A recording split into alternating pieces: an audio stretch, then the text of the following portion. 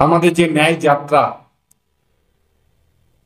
কিভাবে আমরা সমস্ত জাতিকে, সমস্ত ধর্মকে মেলবন্ধনে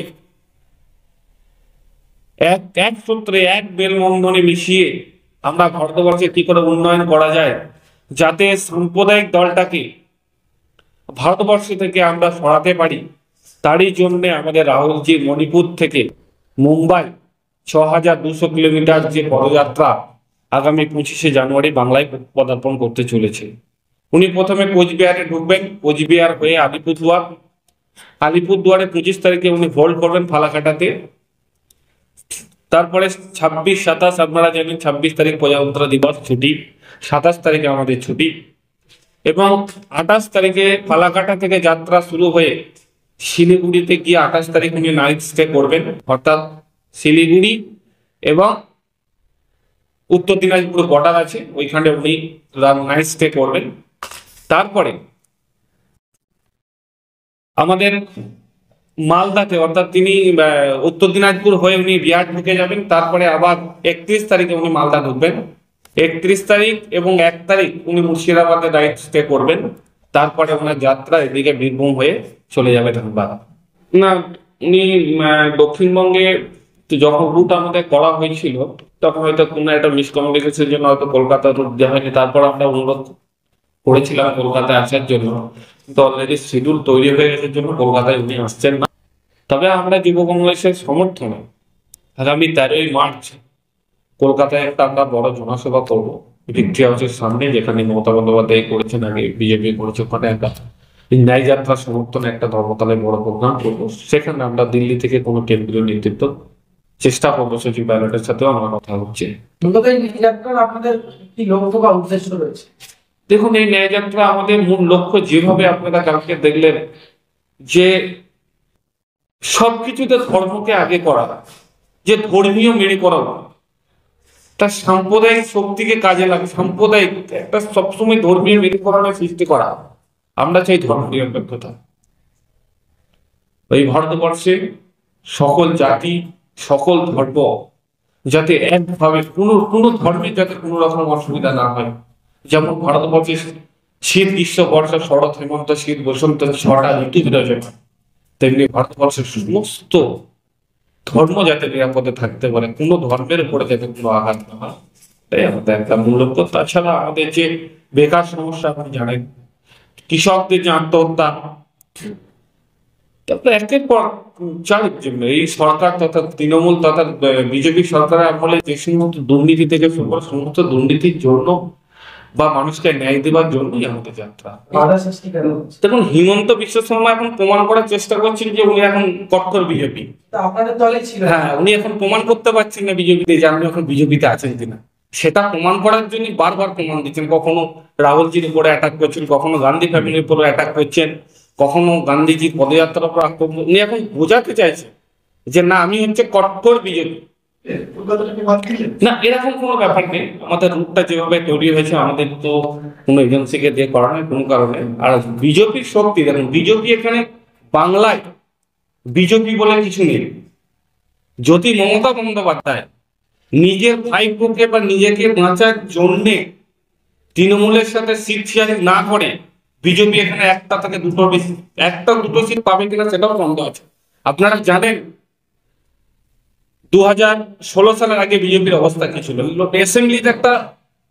অ্যাসেম্বলিতে একটা ওদের এমএলএ পর্যন্ত ছিল না। 2016 সালে 3টে এমএলএ ছিল। এটা মমতা বন্দ্যোপাধ্যায় এবং ভাই দুজনাই বিজেপির কাছে বন্ধ আছে, বন্ধ বোঝে তোমরা। অর্থাৎ মমতা বন্দ্যোপাধ্যায় অভিষেক ব্যানার্জিকে আরএসএস তথা বিজেপি যে কথা বলবে, মমতাকে সেইভাবে চলতে হবে। মমতাকে যদি আরএসএস তথা বিজেপি বলে তুমি ইন্ডিয়া জোটকে খারাপ করো, তো খারাপ বলতে হবে। যদি আরএসএস বিজেপি বলে দেয় যে মমতা বন্দ্যোপাধ্যায় ইন্ডিয়া জোট ভালো, তাহলে ভালো হতো। অর্থাৎ মমতা বন্দ্যোপাধ্যায় ইন্ডিয়া জোটের ওনার দেহটা আছে, মনটা আছে বিজেপির কাছে তথা আরএসএস। যেগুলো মেন সিটি আছে সেখানে আমাদের প্যাডেল যাত্রা হবে, যেগুলো ফাঁকা জায়গা যেগুলো জানেন আপনার হাই ন্যাশনাল হাই, সেগুলো আমাদের বাস যাত্রা। কেন দেখুন 6200 কিলোমিটার আমাদের 2 মাসের মধ্যে কভার করতে হবে। ন্যাচারালি পায়ে হেঁটে তো সম্ভব না। যদি আমাদের টাইম থাকতো, তাহলে রাহুল যে আগেই প্রমাণ করে দিচ্ছেন 4000 কিলোমিটার কন্যাকুমারী থেকে কাশ্মীর পর্যন্ত, তিনার কাছে 6000 কিলোমিটার হাঁটাটা নট এ ফ্যাক্টর। আজকে ভারতবর্ষ তথা পৃথিবীর বুকে একটা নেতার নাম বলুন যে আজকে 6200 প্লাস 4000, যে 10,000 কিলোমিটার পদযাত্রা করেছে আজকের দিনে, একটা নেতার নাম বলুন। সেই নেতার নাম হচ্ছে রাহুল গান্ধী।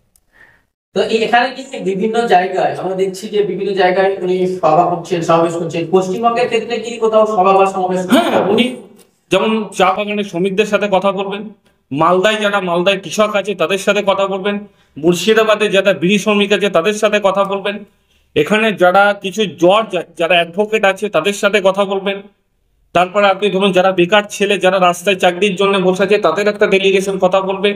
আমরা চেষ্টা করছি যে মহিলারা আজকে মমতা বন্দ্যোপাধ্যায় আমলে তাদের স্বীকৃতি নেই, সম্মান নেই, সেই কিছু মহিলা ডেলিগেটকে নিয়ে আমরা রাহুলজির সাথে কথা বলবো। আমরা এক একটা জেলার সমস্যা নিয়ে আমরা রাহুলজির সাথে ডেলিগেশন নিয়ে আমরা কথা বলবো। এখনো জনসভা দুটো কথা হয়েছে, একটা মালদা যে সুজাপুরে, আর একটা বহরমপুর, হয়তো শিলিগুড়িতেও একটা হতে পারে, এখনো পর্যন্ত কিছু দেখুন আমরা মানুষের কাছে যাব আমাদের এজেন্ডা নিয়ে। এরপর কতটা দেখুন, আমরা ভোট বাক্সে রাজনীতি করি না। ভারতবর্ষের জাতীয় কংগ্রেস মানুষের জন্য লড়বে, তাতে আমরা কোনো জায়গায় ক্ষমতায় থাকি বা না থাকি, আমরা সিট পাই বা না পাই, মানুষ আমাদের ভোট দিক না দিক, আমরা মানুষের দৈনন্দিন সমস্যা নিয়ে আমরা মানুষের দরজায় যাব, বাকিটা জনগণ বিচারবে। আর আমরা আবার বলছি, জাতীয় কংগ্রেস কখনো ভোটের রাজনীতি করে না। জাতীয় কংগ্রেস যদি ভোটের রাজনীতি করত, জাতীয় কংগ্রেস যেভাবে আজকের দিনে ইডি সিবিআই কে রাজনৈতিকভাবে ব্যবহার করা হয়, জাতীয় কংগ্রেস যদি ইডি সিবিআই কে ব্যবহার করত, আমি আপনাকে দায়িত্ব নিয়ে বলতে পারি ভারতবর্ষে কোনো রাজনৈতিক দল থাকতো না। কিন্তু আমরা সেটা করিনি। আমরা সবসময় গণতন্ত্রের উপর বিশ্বাস করে মানুষের রায়কে আমরা মাথা পেতে নিতে।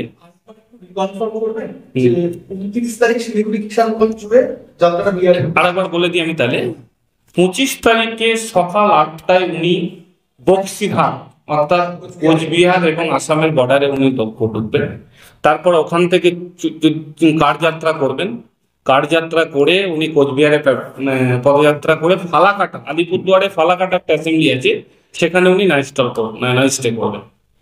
26 তারিখ যেহেতু প্রজাতন্ত্র দিবস, আপনারা জানেন আমাদের কাছে প্রজাতন্ত্র দিবস আমাদের নিজেদের কর্মসূচি থাকা সত্ত্বেও প্রজাতন্ত্র দিবস যে আমাদের কংগ্রেসীদের কাছে কতটা গুরুত্বপূর্ণ, সেই জন্য আমরা সমস্ত রকম রাজনৈতিক কর্মসূচি ওই দিন আমাদের বন্ধ আছে। 26 তারিখে আমাদের রাজনৈতিক কর্মসূচি বন্ধ আছে, 27 তারিখে আমাদের রাজনৈতিক কর্মসূচি বন্ধ আছে প্রজাতন্ত্র দিবসের জন্য।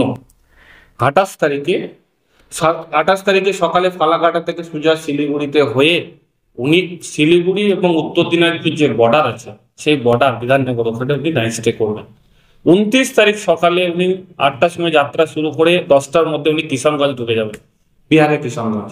তারপরে আবার 31 তারিখ এই 8টা-9টার মধ্যে উনি মালদায় ঢুকবেন। 31 তারিখে সুজাপুরে নাইট হল্ট করবেন এবং 1 তারিখে সম্ভবত বহরমপুরে নাইট স্টে করার মতো এখন পর্যন্ত আমাদের পরিকল্পনা আছে।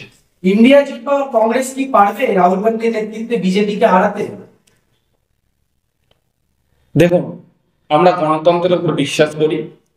আমাদের যে মূল এজেন্ডা, সেই এজেন্ডা নিয়ে আমরা ভারতবর্ষের জনগণের কাছে আপিল করব এবং ভারতবর্ষের জনগণ গণতান্ত্রিক পদ্ধতিতে যে রায় দেবে সেই রায় আমরা কখনো বলবো না যে আমরা ক্ষমতায় আছি। তবে আমাদের আর একটা দাবি থাকবে, সেটা হচ্ছে এবারে ভোটটা ইভিএমে না হয়ে ব্যালটে হবে।